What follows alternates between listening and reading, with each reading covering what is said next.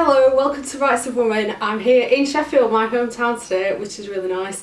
We had an event last night. We're at Union Street, which is where Tilted Axis Press work from, which is Deborah Smith. We had a really nice event last night, a Women in Translation event, which Han Yujoo, sitting next to me, took part in. So I'm here today with Yujoo to talk about her first book to be translated into English, yes. Which is The Impossible Fairytale, which is published by Tilted Axis. So we're going to have a conversation about that and about translation in general. Hello, Yujoo. Hi. Just to get started, I wanted to ask you about, the book has got two different stories in it, really. There's a story of two very different girls, schoolgirls, and there's also an exploration of what fiction is. So I was interested in where the two ideas came from and how you put them both together.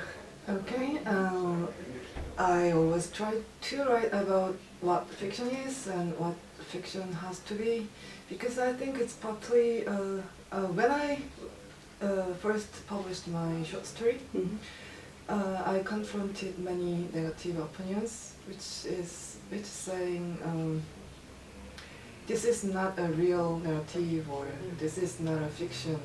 So I started to think about what fiction is and what what fiction has to be. And after that, I was always writing about that kind of thing. Okay. And someday I eliminated the characters, Right. or the subject from the sentence, because Korean. We can speak Korean without subject. Okay.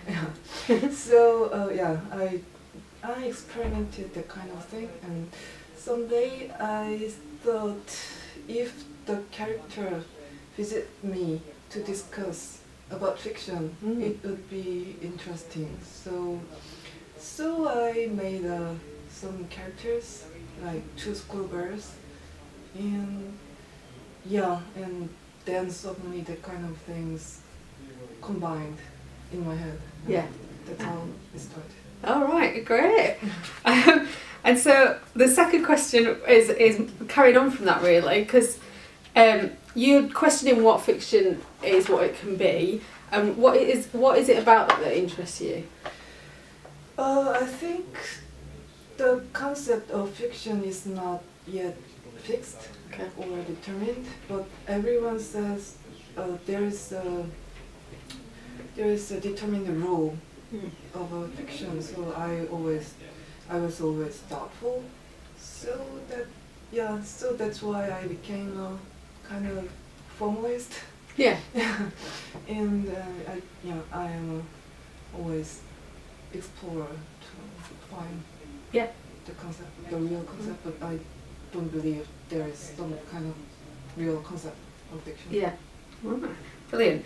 So the other thing that the novel seems to question is the idea of time as well, and you end up with two different versions of the child and the writer become almost the same person, but existing at the same time, being different ages. Yeah. What is it about that what interests you?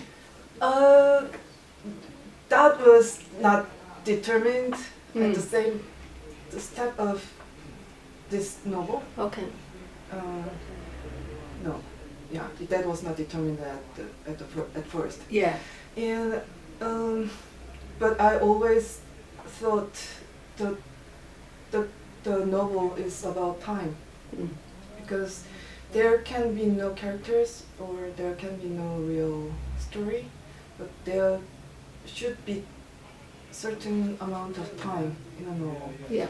So I tried to melt the different times into one book, and I just wanted to see how the characters act in that different times. Yeah. Okay.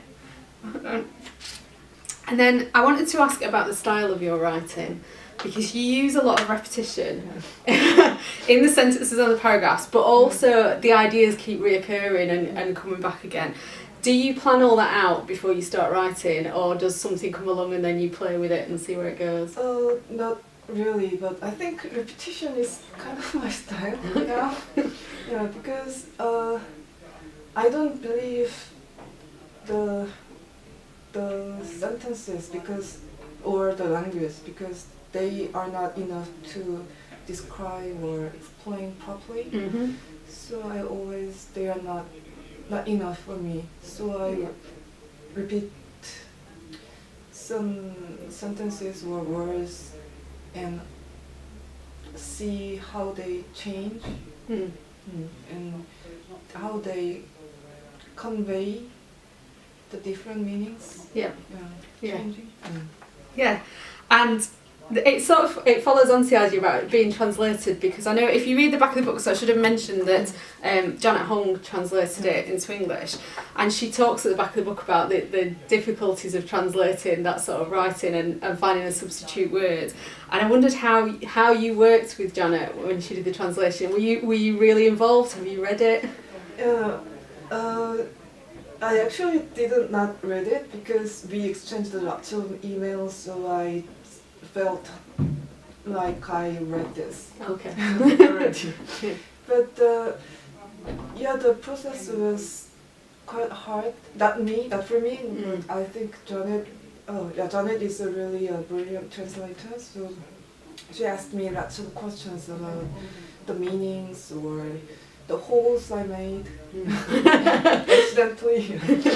And so I replied a lot as well. And she changed a few word plays into English because if she translated that literally, it would be nonsense. Yeah. Okay. So she changed it with liberty, and I really loved that. It was really good. Yeah, great. And the last question is that my blog is all about women writers and recommending other women writers. Is there something you've read by a woman recently that you'd recommend to us? Yeah, recently I read Sarah Hall's new short story collection, the Madame Zero. Yeah. Yes. Yeah.